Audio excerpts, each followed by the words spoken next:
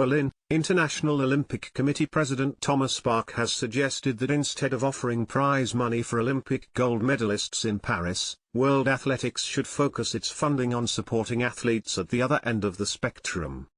Athletics broke with a 128-year tradition in April by announcing it would become the first sport to offer $50,000 in prize money for its Olympic champions, starting in Paris this year. The announcement by World Athletics, WA, President Sebastian Coe, who is also an IOC member but did not discuss his plan with the Olympic body, was welcomed by many athletes. It was also met with surprise and sharp criticism by other international sports federations which accused Coe of failing to consult them prior to his unilateral move.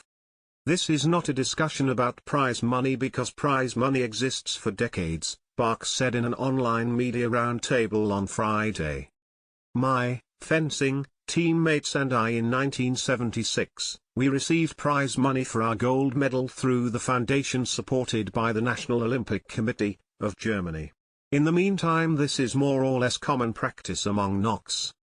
Bach said while sponsors, governments or private institutions provided payments to athletes for Olympic success, the role of an international sports federation was not that.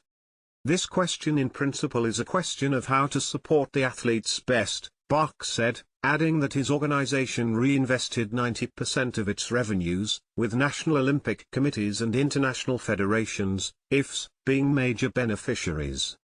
The NOCs and IFs are major recipients of this money, of this share of the commercial success of the Games, Bach said.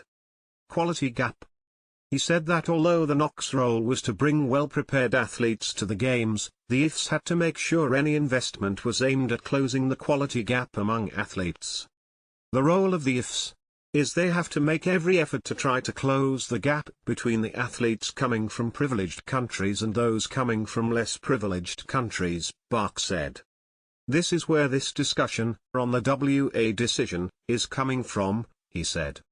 Bach said he expected the Paris Games, starting on July 26, to be secure and successful despite the wars in Ukraine and Gaza, and he was not expecting protests on the field of play, or athletes refusing to compete against those of other nations for political reasons. All indicators are showing that the whole world wants to participate and that the athletes who are coming will compete in full respect of the Olympic Charter, he said.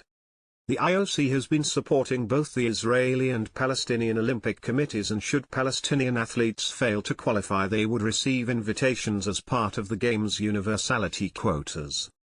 This is what we are working for, and this is why we are supporting both NOCs and supporting in particular the Palestinian athletes who have not qualified on the field of play.